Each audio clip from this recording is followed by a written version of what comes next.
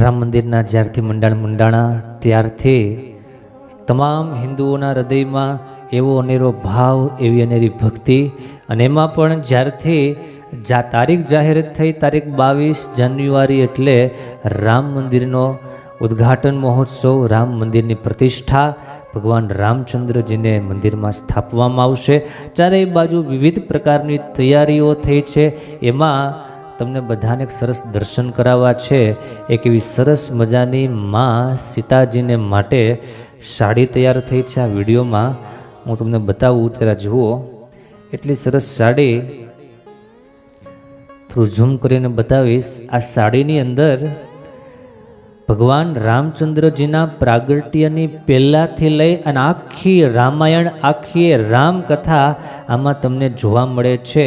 દશરથ મહારાજ એમને પુત્રેષ્ટિ યજ્ઞ કર્યો એનું દ્રશ્ય તમે જોયું. એમની 3 રાણીઓ છે એનું દ્રશ્ય જોયું. પછી ભગવાન રામચંદ્રજીનું પ્રાગટ્ય થયું, ભગવાને રાક્ષસીને મારી એ કથા આમાં બતાવવામાં આવી. પછી ભગવાને ગૌતમ ઋષિના પત્ની અહલ્યાનો ઉદ્ધાર કર્યો એ કથા. ભગવાન રામચંદ્રજીએ ધનુષ ભંગ કર્યો એ વિવાહ. પછી ભગવાન રામચંદ્રજીના સીતાજીની સાથેના વિવાહના દર્શન. આ એક દર્શન આ સાડીમાં કોઈ કલાકારે, કોઈ શ્રદ્ધાળુએ બહુ સરસ કંડાયરા છે. એક દ્રશ્ય તમે જુઓ. ભગવાન રામચંદ્રજી વનવાસમાં પધાર્યા એ કથામાં બતાવવામાં આવી. બહુ અદ્ભુત દ્રશ્ય કરનારે તૈયાર કર્યા છે. ભગવાન રામચંદ્રજી જંગલમાં પધાર્યા છે અને એ વખતે માં સીતાજીનું અપહરણ કરવા રાવણ આવ્યો છે. એ દ્રશ્ય તમે આમાં જોઈ શકો છો. સાધુના વેશમાં આવ્યો છે. એ જ રીતના ભગવાનનો અને હનુમાનજીનો મિલન, મેળાપ. પછી હનુમાનજી સીતાજીની શોધખોળ કરતા લંકા સુધી પહોંચ્યા, વીંટી બતાવી. એ દર્શનામાં તમે જુઓ. ત્યારબાદ હનુમાનજી મહારાજ સંજીવની ઔષધિ લેવા માટે પધાર્યા.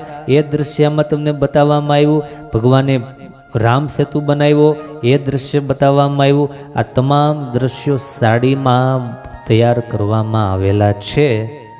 આખી રામાયણ આ એક સાડીમાં. અને ભગવાન રામચંદ્રજી 14 વર્ષ વનવાસ કર્યો એટલે 14 ભાષામાં જય શ્રી રામ આવી રીતના આ સાડીમાં 14 ભાષામાં લખવામાં આવ્યું. અને આવી સરસ મજાની આ સાડી માં સીતાજીને ધારણ કરાવવામાં આવશે. કહેવામાં આવે છે કે સુરતના કોઈ કારીગરે કે સુરતના કોઈ શ્રદ્ધાળુ વ્યક્તિએ આ સાડી તૈયાર કરી છે. ખરેખર કોણે કરી આપણે એ તો કન્ફર્મ કદાચ ન કરી શકીએ, પણ એટલી વાત પાકી, જેણે પણ કરી છે એમણે કેટલા ભાવ સાથે, કેટલા પ્રેમ સાથે આ સાડી તૈયાર કરી હશે એમાંથી આપણને સમજાય. માતાજીની માથે આ સાડી જ્યારે ધારણ કરવામાં આવશે ત્યારે એ સાડીની ખરેખર કિંમત વધી જશે. તો આવા શ્રદ્ધાળુ માણસો આ દુનિયામાં પડેલા છે. આ દર્શન તમે કર્યા, આ દર્શન તમે હજારો અને લાખો માણસોને કરાવજો, જેથી કરીને સૌના હૈયામાં ભગવાનની ભક્તિ, ભગવાન પ્રત્યે ભાવ પ્રગટે. એ આપણું કર્તવ્ય છે. બહુ સરસ આ સાડી આજે તમને દર્શન કરાવી.